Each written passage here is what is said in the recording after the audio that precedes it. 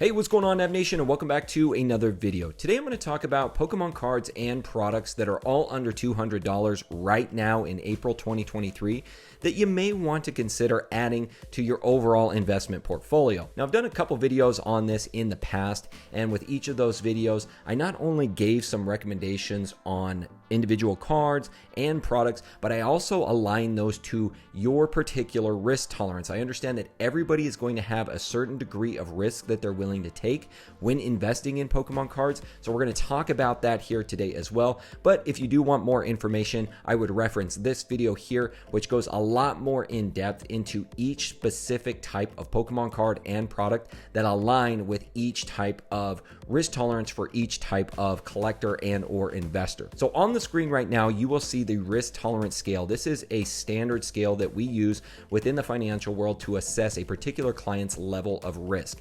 And essentially what you're looking at there is on the left-hand side, you have a low risk type of investor. On the right-hand side, you have a high risk. As you go up that scale, you start to move from a primary goal of, let's say, a conservative investor, which is to preserve capital, all the way up to an aggressive type of investor who the primary goal is to maximize returns. So again, what I'm going to do here today is give you an example of products that align with each of those risk tolerances for each type of investor, and just basically give you some recommendations on things that I think present a good opportunity at this time. So we'll go ahead and start things off with a conservative type of investor. Again, the primary goal here is to preserve capital, even if it means missing out on potential returns. Essentially, what you want to do is set it and forget it. It's almost like an index fund that you're investing in your 401k or your IRA. Just set it, forget it, and let it ride. Some of the best examples that I can give for a conservative type of investor would be something like graded booster packs. Now, in the past, what you'll see in previous videos is I recommended vintage booster packs, but I want to take that one step further and give you the example of graded booster packs. What I like about graded booster packs versus just a standard vintage booster pack or just booster packs in general is now you have the authentication of the grading service. So we'll use PSA for the example here. You've got the authentication of a pack, and in the day and age of so many fake products, I think this is really important and just lends even more credibility. It's almost like going from junk bonds up to investment grade bonds when you're getting those packs graded. Now, some of the items that are out on the open market right now that you can find for under $200, I mean, there's really a lot, everything from, black and white era booster packs to evolutions, which I think is also a great opportunity, up to, sets like Hidden Fates or even Japanese cards and Japanese sets like EV Heroes. There's a lot of graded packs out there that are under $200 that I think are great pickups.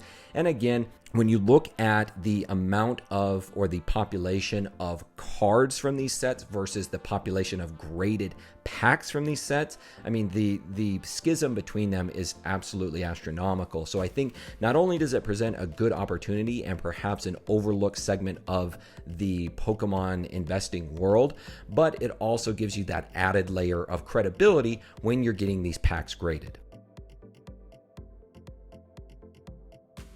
Moving on to a moderately conservative type of investor, if you guys find yourself in this particular category, then the main focus here is to preserve principal, but you are willing to take a little bit of additional risk for those added gains.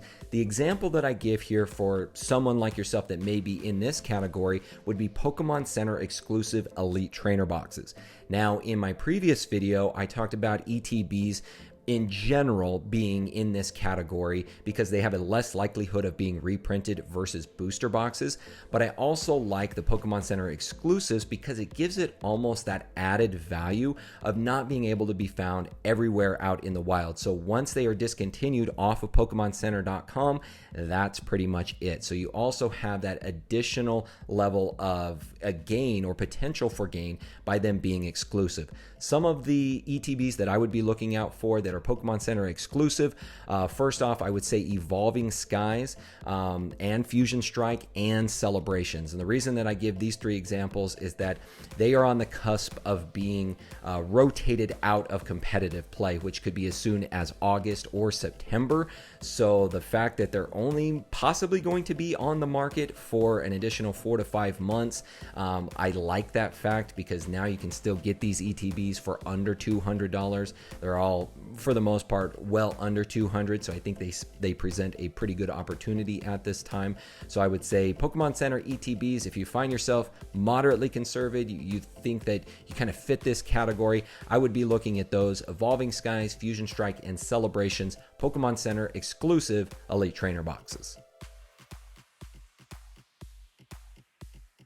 All right, so moving on to all of the fence sitters out there. These are the moderate type of investors.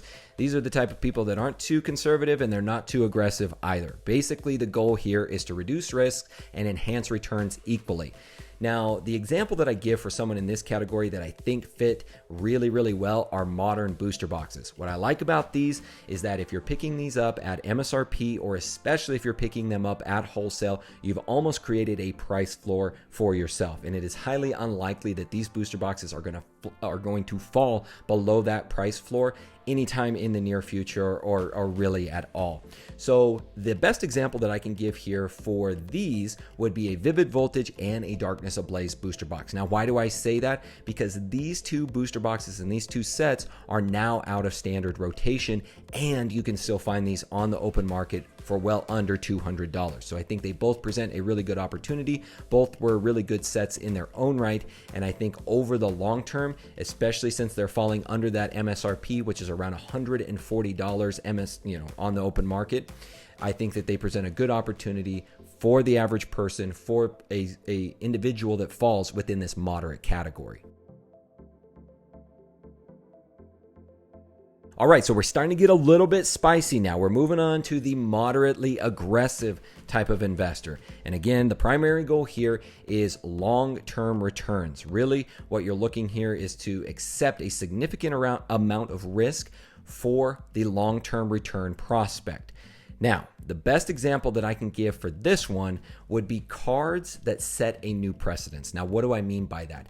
These are cards that are new to the TCG, that present some kind of new dynamic, some kind of new mechanic that is introduced into the TCG, something that there's a lot of speculation on, right? There's speculation as to how it will perform over the long term. We saw this with the introduction of full art cards. We saw this with the introduction of alternate arts. We saw this with the introduction of amazing rares. What I'm getting at here is that not all of these continue on into the future, and not all of these precedents actually make a good long-term type of investment. So the example that I'm going to give here that I think could have some potential is the God Quad. This is what I call it, the God Quad from Crown Zenith. So this is the Arceus, the Dialga, the Palkia, and the Giratina that all combine to really make one big picture, right? This is kind of a different version of an alternate art, but they all combine to really make one big picture, right? Now, I like these cards because they're different, they're unique, but with that, there's not necessarily the guarantee that this will be something that is popular in the future, that people want. They were difficult to come by in Crown Zenith. They were not easy pulls, especially trying to acquire all of them. And really, for most of these cards in a PSA 10, you can find them for under $200, I think, other than maybe the Giratina, which is just above $200, maybe $220, $230. But for most of these, you can find for under $200, and really combining all of those together and perhaps making a full set, I think that it has the potential to have a lot of value in the future as people start to look back on this fondly.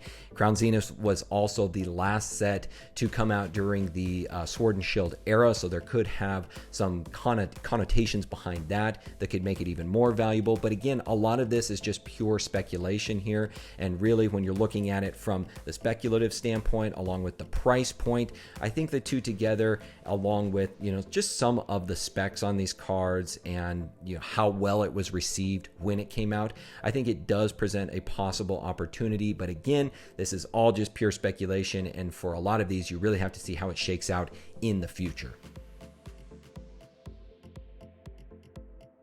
All right, and last but not least, we will touch on the aggressive type of investors out there. Really, the name of the game here is maximizing returns. For all of you out there, your MO is that you're willing to take the added risk, and you're willing to take and endure that extensive volatility in the market and the potential for significant losses for those gains.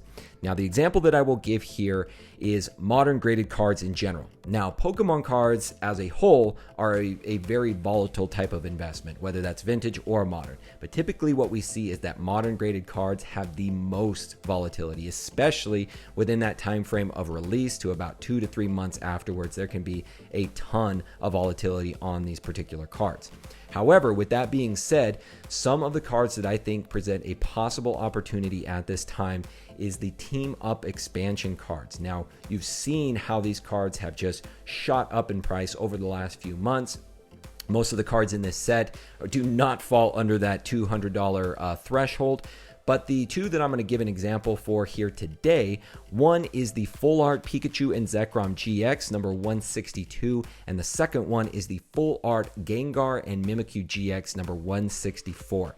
I like these. They're full art cards, really popular Pokemon. They fall under that $200 threshold, and if things do go par for course, they could follow in line with some of the bigger ones, the other Gengar and Mimikyu card, the Latias and Latios, which is just astronomical right now. I cannot believe where that card has gone. So you could see a similar situation here as it trickles down the line to some of the other really popular cards in this set. But again, right here, the thing that you guys have to understand is that there's a lot of speculation on these. There is a certain degree of value investing mentality here, where you have to look at a card, you really have to believe in it, you have to believe in the long-term success of that particular card and of the set. And when I look at that, I look at Team Up, I look where it's going, I look at how people are looking so fondly upon the tag team generation, and a lot of people who grew, a lot of kids who grew up with that particular generation are looking back on it fondly. I really think that there is a bright future for that. And so when I look at the possible opportunities that fall underneath that threshold and that may present, an even greater margin that you can act on now, those are the two that I would be looking at there. Again, the Full Art Pikachu and Zekrom GX number 162 and the Full Art Gengar and Mimikyu number 164. So there you have it, Nav Nation. Those are the Pokemon cards and products that are all under $200 that I think you should consider at this time, at least taking a look at and really making a decision based upon your particular risk tolerance and where you want to put your hard-earned money. Other than that, I will see you all next time. My name is PokéNav. I'm here to help you navigate the world of Pokemon, one video at a time. I will see you all in the next video.